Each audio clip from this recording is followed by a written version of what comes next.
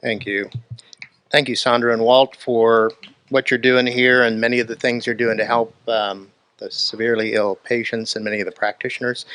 There is a adage that's true. It says the mind can't retain what the seat can't endure. So I'm going to ask you all to stand up for a minute. If you could stand up, I think that'll help at least be able to continue to absorb all the information that has been presented here today. Is that showing now? Okay. So whenever you feel like you've got enough circulation, recirculating, just you go ahead and sit down. But I want to talk to you briefly about can infections really trigger neuropsychiatric and autoimmune disorders, or some of the biological basis for underpinnings for PANS and PANDAS. So does anyone here have either a child or know of someone who may be diagnosed or presumptive diagnosed with PANS or PANDAS? Raise your hand up high. Okay, so there's several here. And PANDAS and PANS is an autoimmune condition that's triggered by an infection. I'll talk briefly a little bit more about it and try to give a little bit of a scientific medical background. But it is also a medical model for many of these other complex neurologic and psychiatric and behavioral disorders. So what I'm going to quickly try to cover here in 30 minutes is some of the reasons why the clinical challenges are here in neurologic, psychiatric, and behavioral disorder diagnosis and treatment, and then what really is PANDAS and PANS, and then briefly talk about these infection-triggered autoimmune neuropsychiatric disorders, which, by the way, are not new. And then briefly I'll share at least a study or two about these antibodies that are directed against targets in the brain and how they actually are directed against a part of the brain called the basal ganglia, which is responsible for certain neurologic functions that you will see in these symptoms of patients presenting with symptoms of PANDAS and PANS. So first, the challenge in medicine, all practitioners and individuals in medicine traditionally go into that field because they want to help people get well. The medical system, as was mentioned through today, has some challenges. And one of the challenges is that neurologic, psychiatric, and behavioral disorders are diagnosed by symptoms. So for instance, these symptoms that are listed here can be placed into some of these diagnostic categories.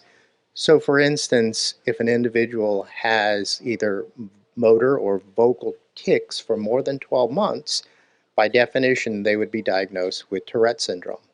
Or if they have hyperactivity, separation anxiety, aggression, rage, and no other diagnosis, they could be diagnosed with attention deficit disorder or hyperactivity disorder, and the list can go on and on.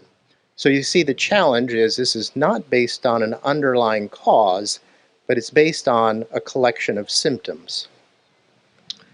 The second is that the standard of care for neurologic, psychiatric, and behavioral disorders is psychotropic drugs.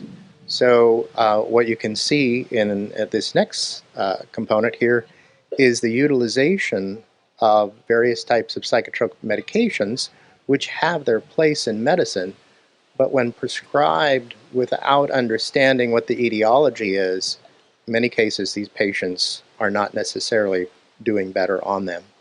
Then psychotherapy, institutionalization, and in many cases these are treatment-resistant children and adults. So one other thing that you've heard today and you know about is that organ systems in the body aren't independent of each other. So in other words, the immune system interacts with the digestive system. We know about the gut, the microbiome, and the interaction between it and the endocrine system, interaction between that and the nervous system, and many other interactions. So this kind of plays into sort of the difficulty with specialization in medicine. And specialization in medicine has done great things to help us understand very difficult to understand and treat conditions. But if you look at how this system works, psychiatry is separated from neurology, which is separated from immunology, separated from infectious disease. So typically what we see, and we've now tested over 13,000 patients in over 13 countries, is that the average patient will have seen between 5 and 15 doctors before they will either have found us or got a test or received a diagnosis that might be what we'll call autoimmune encephalitis or PANDAS or PANS or many of these others that I'll talk about. But we understand that the systems view of biology and medicine is that the infectious diseases that we encounter interact with our immune system. We know that from COVID, we know that from the cytokine storm, we know that from all of these things that are going on. But they also impact neurology and then psychiatry. And one of the things that makes it very difficult for clinicians and for patients is, as you can see here in this cartoon, kind of talking to his cat, saying, "Never ever think outside the box." And so in training, you need to understand best practices. And that's how the medical system trains, and it needs to. It's in the scientific world also. But when you're faced with complex diseases that is not completely understood, including SARS-CoV-2 and COVID and long COVID, there has to be some understanding that there are things that we don't know, and we need to actually begin to understand that. So that brings me to what is PANDAS and PANS. And we're not talking about the marsupial. We're actually talking about a disorder that's called pediatric autoimmune neuropsychiatric disorder associated with a streptococcal infection. And so as you can see, PANDAS and PANS is autoimmune. It's also associated with a strep infection. And a little more history about that is Dr. Susan Swedo at the National Institutes of Mental Health had identified 50 patients who had sudden onset of obsessive compulsive disorders preceded by a strep infection. She had multiple other children who had other infections, but she chose to study those children because they all had a homogeneous condition of strep. She then contacted my collaborating co-founder after this study they had completed at the University of Oklahoma about looking at these autoantibodies that were directed against the brain after a strep infection. And they published, Dr. Swedo published her data on the first 50 cases back in 1998. So PANDAS is estimated to be about 1 in 150, 1 in 200 children. It's described as having a sudden onset of obsessive compulsive disorders and or restricted food intake. The other things that you see is anxiety, separation anxiety, clinging, maybe in a young child who suddenly developed that behavior, emotional lability and depression in some cases and many cases, suicidal ideation, irritability, aggression, or oppositional defiance, behavioral developmental regression. And you can see how many of these symptoms might lead to other diagnoses, such as autism spectrum disorder, maybe other types of things like ADD, ADHD, and then you'll see deterioration in school performance, memory deficits, sensory and motor abnormalities, things like urinary frequency or even bedwetting of a child that's 9 or 10 or 11 years old. It has to do with the biological connection between a part of the brain that controls involuntary sphincters. So when you see these symptoms as a clinician who may not have a background of understanding infection-triggered autoimmune neuropsychiatric disorders, it may look like one of those other categorically described conditions that is symptomatically defined, and unfortunately those categories traditionally are believed to be uncurable. And so you therefore set this stage for once an individual may get diagnosed with these diagnoses, then it makes it more difficult for them to actually find out whether it may be an infection-triggered autoimmune condition. So at the National Institutes of Mental Health, what Dr. Swedo and her physicians found was there were often comorbid diagnoses, meaning they had other diagnoses on top of this when they found that they had pandas and PANS. So ADHD, ADD, depression, separation anxiety, enuresis, which is bedwetting, having frequency of urination, and then this anorexia. And anorexia, is tended to be looked at upon physical disorder of physical impression, psychological of who you are. In these cases, it's actually an OCD where they have a fear of food contamination or a fear of choking. And so they may have lost 30 pounds, they may refuse to eat, they may need to see things set up in a certain way or are afraid they need to have a parent test their food.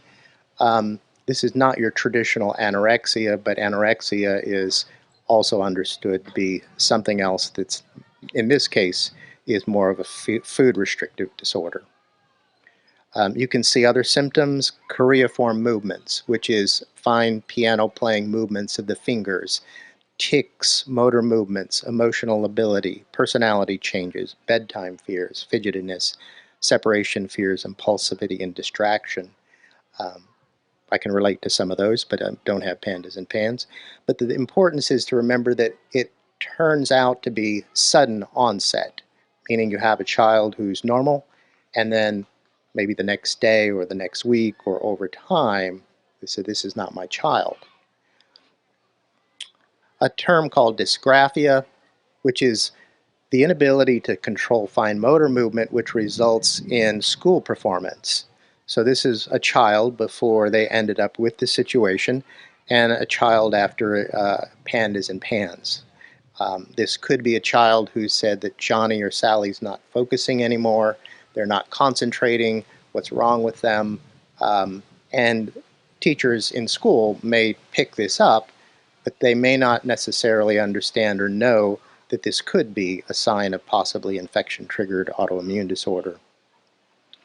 So of the patients and the parents of the patients that we have tested, we have interviewed about 1,000 of them, or at least collected information from them. This is one parent said, "We watch hopelessly as our dear children lose chunks of their childhood to something so few currently understand." And many of them are seeking answers, but they don't get help. And they spend tens of thousands, if not in some cases hundreds of thousands of dollars to try to get help for their parents, or for the parents trying to get help for their children. Sometimes they're accused of being the problem. And so we see this, and we have provided evidence through testing to at least help support that.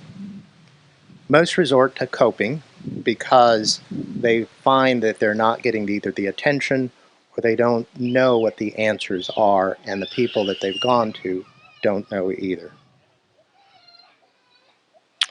So as I mentioned, we did a survey of over 1,000 parents with children with pandas and PANS. They wrote in many of these. We had 50 questions, but then they proceeded to write in many different answers here. And you can see from here, if you can read the fine print, extreme credit card debt, I no longer work, sold my house, drained my saving, broken debt, skipped bills, maxed out 2 credit cards, work a second job, borrow against life insurance policies, we're close to declaring bankruptcy, moved to another city, rework the budget, exhausted savings. I pray that it doesn't come to this. You see the despair of the parents who are trying to get help. And I'm sure that those of you with chronic conditions or conditions of your children recognize and understand that this is a real phenomenon that's occurring. However, when you talk about pandas and PANS to a broader medical community who have maybe not understood or heard or seen the science, they say it's controversial. Well, why would it be controversial? Well, pandas, the S stands for strep. And of course, 98% of the children get strep. Then why don't 98% of the children have pandas? Well, there's a lot that goes into that, and we won't go into that today, but it has to do with many factors. The symptoms are so heterogeneous, meaning a child might be bedwetting and have food restriction, another child might have severe OCD and oppositional defiance, someone else might have suicidal ideation and other types of different symptoms. How could these all be the same? Then it crosses multiple disciplines, as I mentioned. So at medical specialties, they might have seen an infectious disease doctor, a pediatrician, an immunologist, psychiatrist, a neurologist, a psychologist, and they get to be identified as there's nothing wrong, or we don't know what to do, or we're going to refer you to another physician. And then because it's clinically defined, that it has to be identified and defined based on the clinical symptoms. And one of the clinical symptoms that they define it as sudden onset. Sudden onset meaning 24 hours ago they were normal, and at 5 o'clock today, I don't know who this child is. And many children show that, but probably the vast majority of them, it's a gradual onset over time. And in some cases, it could be months, in some cases it could be years, or you see a symptom early on, and it progresses, but you don't know that it was a sudden onset. So this is part of the ongoing controversy, but if you talk to clinicians and parents who have been tested and treated and gotten well, it's not controversial. So briefly, I'll speak on infection-triggered autoimmune neuropsychiatric disorders, and they're not new. So this is a publication in March of 2019 in JAMA Psychiatry. The study involved over 1 million individuals that were followed from birth to age 18. And in Denmark, they can do that because everybody has medical records that are followed. And what they did after analyzing over 1 million individuals, what they found was an association that if an individual was hospitalized for a severe infection, that they had an 80% increased likelihood of developing schizophrenia, autism, OCD, personality and behavioral disorders, and tic disorders, and many more. And the commentary was, how could exposure to infections affect the brain mechanistically to give rise to mental disorders, circulating autoantibodies that enter the brain via compromised blood-brain barrier and lead to neurotransmitter and bind to neurotransmitter receptors is a potential explanation, and the mechanism has been proposed in pandas and other mental disorders. And that's precisely what we do at our clinical laboratory, is we test for these autoantibodies against the brain in patients that have these symptoms. So if you look at really what's going on biologically, individuals will get infections. We know about that through SARS-CoV-2. They could be bacterial, microbiology, or microbial, viral, fungal. And then we all make antibodies, which is why it's important. I mean, that's the premise behind vaccination, and the reason you want these antibodies, because they're going to protect you. These antibodies, through what we call molecular mimicry, sometimes they're made against a part of an organism that has a sequence identical to a part of the bacteria that's a part of the body. And when they're directed towards that part, then it's called molecular mimicry, and you get an attack against that part of your body. And in this case, it happens to be the brain. And the challenge has been, because the brain is believed to be a privileged site, that the thought was that you can't really get antibodies into there. Well, that's not true. And not only we and others have published that there are antibodies that do pass through the blood-brain barrier, through parts of the blood-brain barrier that open and close, and it does lead to these neurologic and psychiatric and behavioral disorders. And as mentioned, these patients will get put on neuropsychiatric drugs. So the interesting thing is neuropsychiatric disorders triggered by infections aren't new. In 1686, Thomas Sydenham, who described what we call Sydenham chorea, he established the relationship between that and rheumatic fever. And rheumatic fever is really an attack on the heart valve by your own antibodies that is triggered by a strep infection.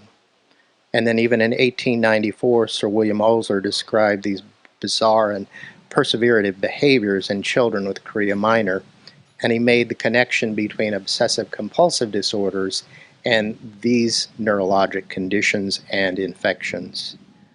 So Sydenham chorea, which used to be called St. Vitus's dance, affected the fine motor movements, loss of fine motor control, emotional control, but it was triggered by a strep infection. And it's the neurologic manifestation of rheumatic fever. I don't know if anybody has had a relative with rheumatic fever. If you have, raise your hand, so some of you have. With the advent of penicillin, pretty much it's gone away in developed countries. In undeveloped countries, they still deal with it, and they still have Sydenham chorea and rheumatic fever. But it begins to attack a part of the brain, and that part of the brain is a portion called the basal ganglia. And the basal ganglia is responsible for voluntary motor control, different types of procedural learning, cognitive functions, emotional functions, and eye movements. And so when you recognize that this part of the brain is responsible for those functions, and then you look at what the symptoms of these patients are, you see the very close correlation between the impact